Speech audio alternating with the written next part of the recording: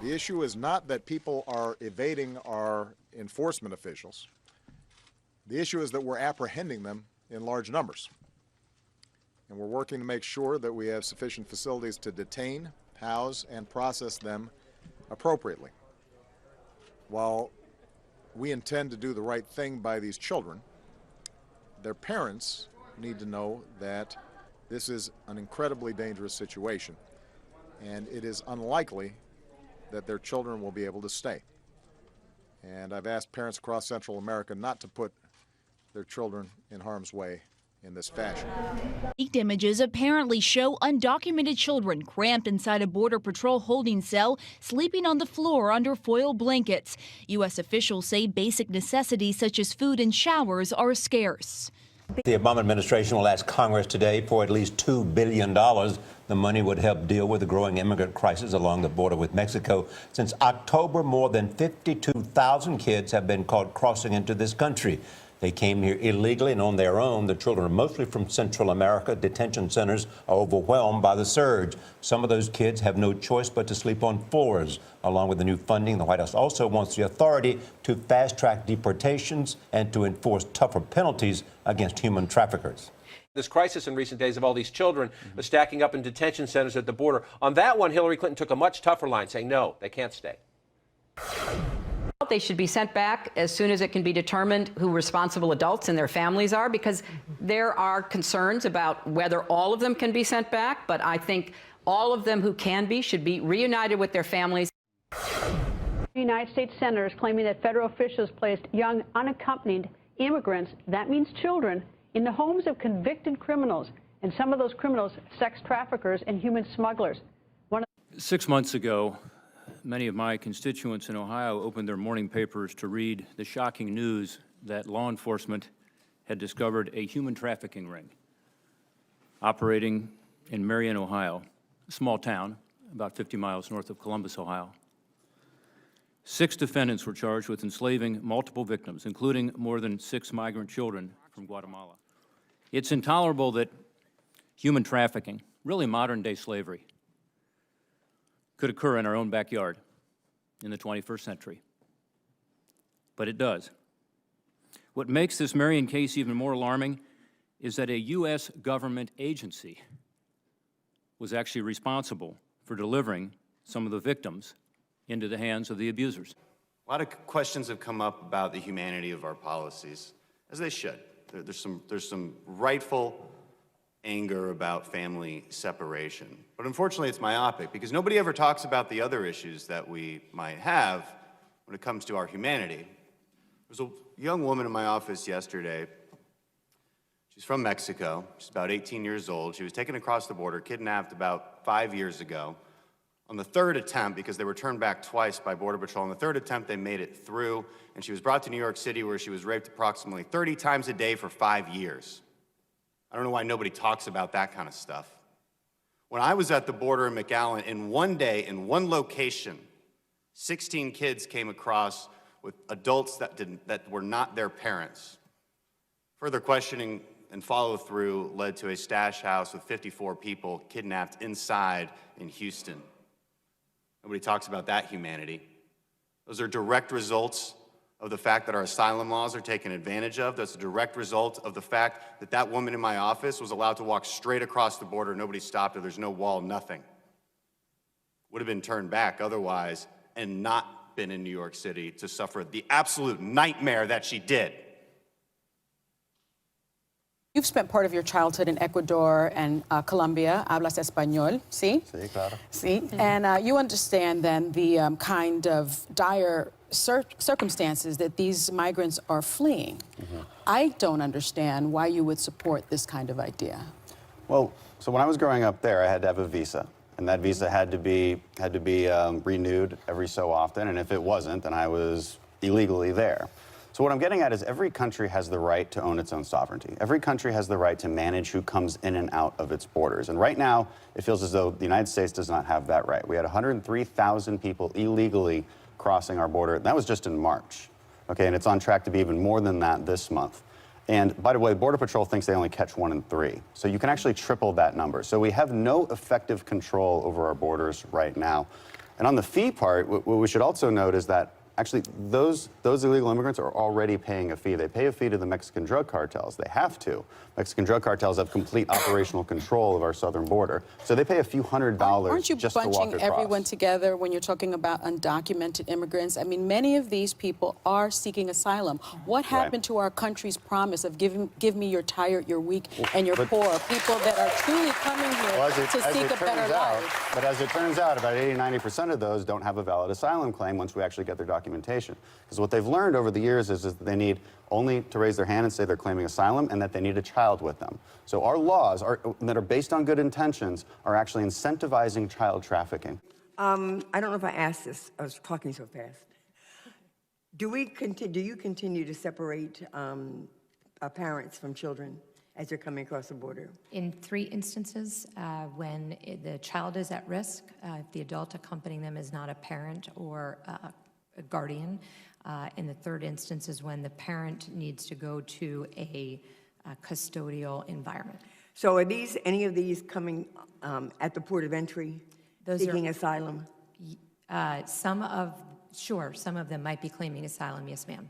Okay, thank you very much. I yield back. There's probably more cases like that happening across all 9 southwest border sectors on any given day. Really, if you think about it, it's human trafficking.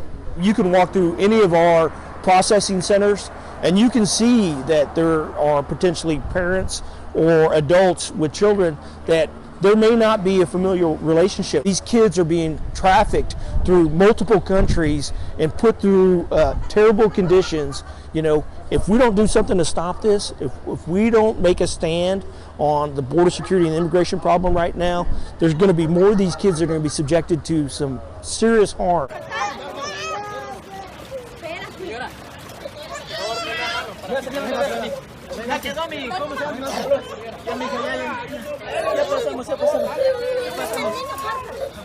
No crucen, no. Agárrame a la nena, por favor. Súbete a mi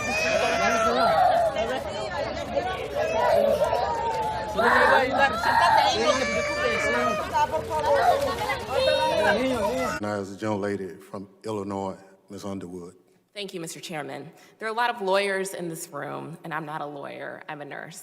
Madam Secretary, I want to be very clear about what the family separation policy is doing to children's mental and physical health. And I want to know if DHS even considered their health when developing these policies. So I only have 5 minutes, so for these questions, I'm looking for a yes or no answer, if you could. When you officially began family separation in spring 2018, were you aware of research showing it causes trauma that can do both immediate and long-term damage to children's health? The information that I was aware of at the time was that the trauma is part of the journey to come up to the border illegally. Okay, so again, we're looking for yes or no answers, ma'am. That was what I do know within the context of the question. Okay, and were you aware that the trauma of family separation is connected to something called toxic stress? I'm not familiar with that term, no. Okay, were you aware that toxic stress can actually change a child's brain because it's still developing? I wasn't familiar with the term. Okay, were you aware that the effects of these traumas are cumulative, that they get worse the longer the trauma goes on? Yes, sorry. I'd like to clarify because we're missing a bigger point here, but yes, ma'am, I'm sorry. Respectfully, Okay. let me answer your question. Okay. Were you aware that family separation can lead to behavioral changes and learning delays for children? Just to be clear, family separation includes the 60,000 UACs who were separated by their parents before they ever got to the border. I understand. My question is about the traumatic effects. So let me just say this, and maybe it will help you with your questions. Families need to be put together. Children should never be put in this situation. We need to fix the system so that they're not. Thank you. Were you aware that family separation can lead to behavioral changes and learning delays for children? Again, kids should be with their families. Okay, so I will take that as a no. Were you aware that it increases a child's risk of heart disease, diabetes, and cancer? I would ask all parents to go to ports of entry, not to separate their children and send them on the journey alone, and not to break U.S. law. Thank you. Were you aware that it increases a child's risk of anxiety, depression, and substance abuse? As a reminder, these are yes or no questions. Ma'am, if I could just cut to the chase, I think we're agreeing. Children need to be with their families. We need to fix the system so that we can enable I understand. them to do that. Ma'am, I'm trying to ascertain your knowledge, your prior knowledge of the health impacts of these children when they are separated at the border. The American Psychological Association reports that family separation is on par with beating and torture in terms of its relationship to mental health. Were you aware of that research prior to instituting the policy of family separation? There is no policy of family separation. What we did was increase the number of parents that we referred for prosecution. That is what we have done for the last 3 administrations. Thank you. I'll take that as a no. Thank you. So the American Academy of Pediatrics wrote to DHS 6 times to explain how family separation hurts children and made a number of public statements. Yes or no, are you aware of those warnings? I am, which is why I continue to ask this committee to work with me so that parents do not separate their children. There were 60,000 last year that were separated by their parents. We are talking about 2,000 children that resulted from their parents choosing to break the law, which is why I've continually asked parents to go to a port of entry. Thank you. So from what I've heard today, I'm not sure if DHS was so negligent that they didn't know how traumatic family separation was for children, or if they knew and did it anyways. But in my opinion, both are unacceptable. Tearing kids and their parents apart like this is immoral. Ma'am, it's un-American and it's just plain wrong. Thank you for holding this hearing, Mr. Chairman, and Secretary Nielsen. I'll be following up. I yield back.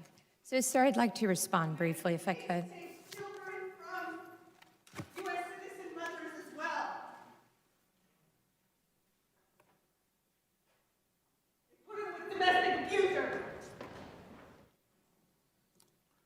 Chair recognizes the gentlelady from Arizona. Sir, if I could, just really quickly, because I think it's very important to just put this in a brief context.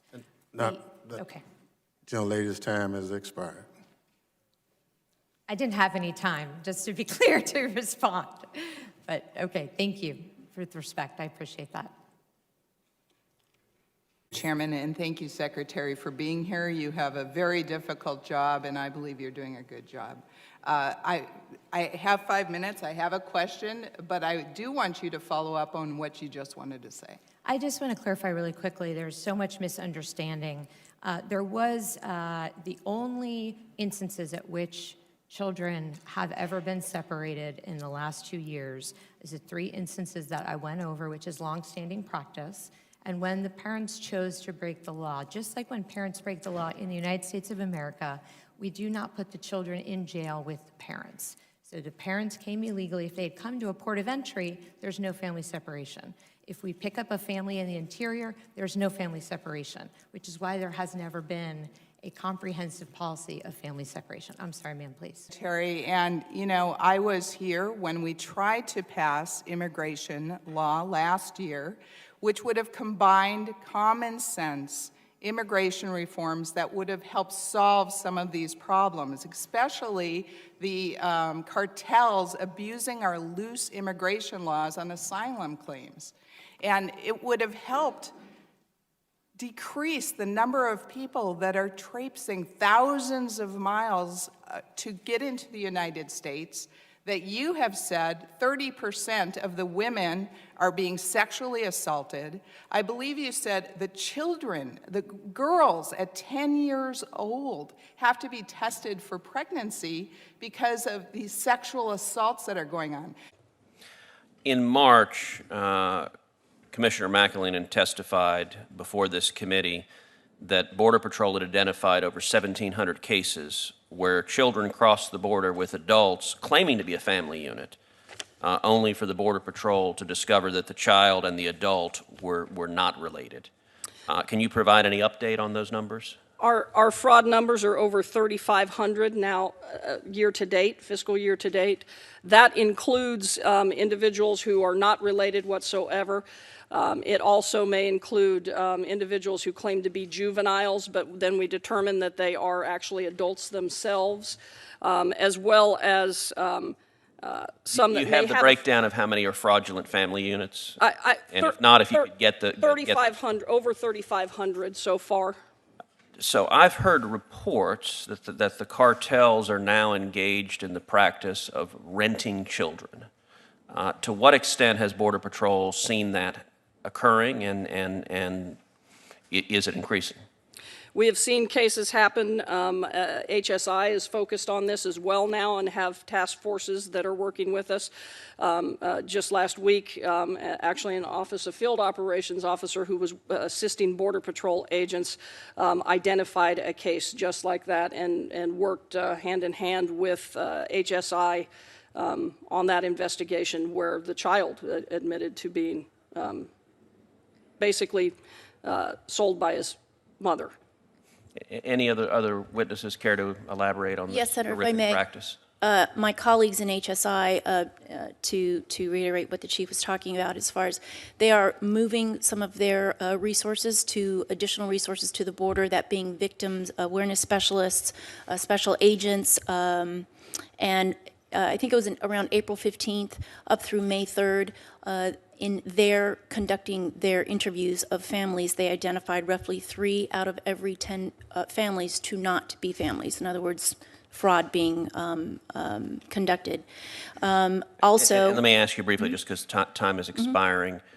Would you agree that congressional loopholes that make essentially a child a get-out-of-jail-free card no question. incentivize cartels abusing children and putting them in these circumstances? Absolutely. It's alarming what we are, as we are turning resources to this problem, because first and foremost, the welfare of the children is the most important to all of us for our components.